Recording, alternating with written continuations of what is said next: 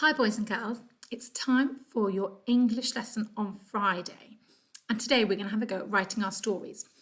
Now yesterday you thought really hard about the important things we need in a story. We have talked about this so many times. I know you're brilliant at it. Number one, we need characters.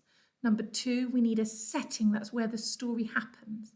And number three, we need an exciting event to take place. Now, because you have done so much writing already this week, we're going to write our stories slightly differently today. You're not going to get a pen or a pencil and a piece of paper and write them down. You are going to borrow somebody's phone or iPad or computer and you are going to record them. You can either record them on a video, like me right now, or you can record them on like a voice memo so we can just hear your voice. Like if you're in the car driving to visit a friend a long way away, you might listen to a story on your headphones or in the car, okay? It's like called an audiobook. So today you are going to record your story either as a video or as an audiobook. And you're going to use your plan from yesterday. So I'm going to give you my example. My plan from yesterday, my characters were a little boy octopus and a teacher octopus. Do you remember she had glasses like me? The setting, so where the story happened, was under the sea in a school cave. And my exciting event was that the little boy on his first day of school, he met a girl octopus who was really keen and really excited and loved school so much. And they became best friends and had a really great time together. That is my story. And now I'm going to use that plan, use those ideas to turn it into an actual story to tell you right now. Now I've created my setting just here on the desk.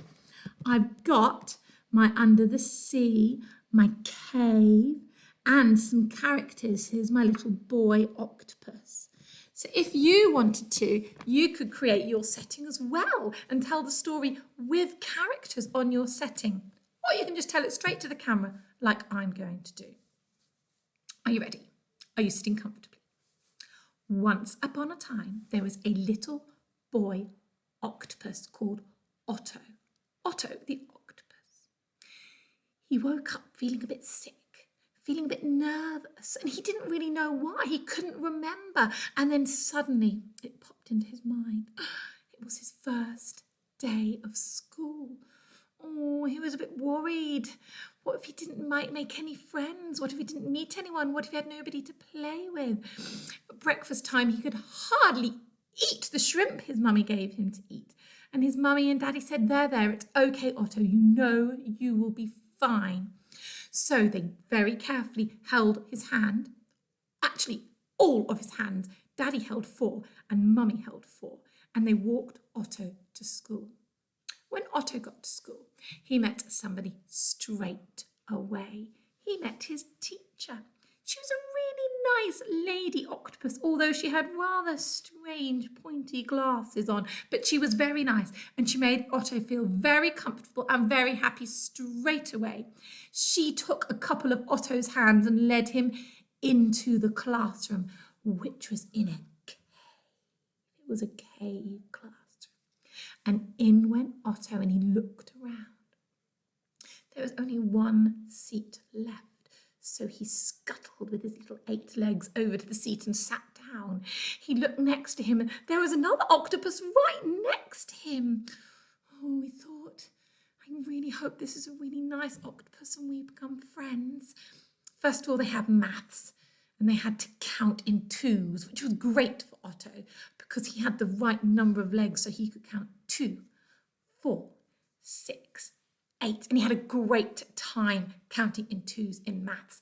Next, it was English, and he is great at writing stories because he could put a pencil in every single hand, and he finished his story before any of the other under the sea creatures.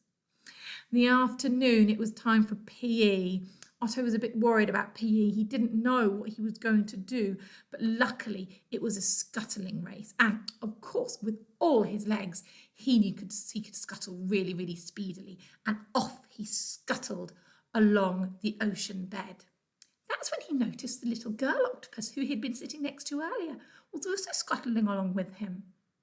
And what's more, she was smiling at him. He smiled back. Otto smiled back, and she said, "Hi, what's your name?" "Otto," he said. "My name's Otto. What's your name?" "My name's Octavia," she said. "Octavia the octopus, what a beautiful name," said Otto. "Shall we go back to the classroom together?" So off went Otto and Octavia back to the classroom, and they chatted and they shared stories and they shared ideas, and Octavia shared all her colouring pencils with Otto. Thankfully, she had enough for them each to have 8 colouring pencils for their art lesson later on that day. And at the end of the day, when Otto went home, he was able to tell his mummy and daddy octopus all about his fantastic day, about his maths lesson, counting in twos, about his English lesson when he wrote quicker than anyone else, and about his amazing PE lesson when he met Octavia the octopus, his new best friend. And he went to bed that night and he slept beautifully. And when he woke up the next morning for school, he wasn't nervous. Nope, not one bit. And that's my story. Do you think I read that story? Nope. Got nothing in my hand, no book. No, I haven't even got my plan. I did it out of my head. I made up as I went along. And that's what I'd like you to have a go at doing. You've got your story plan. You know who your characters are. You know what your setting is. And you know what your exciting event is. So borrow a phone or an iPad or a computer. You can do a video. Or you can do just a voice recording and tell me your story. You can email it to me. You can pop it on Tapestry. Or if you're feeling really brave, you can load it onto Teams so we can all enjoy each other's stories.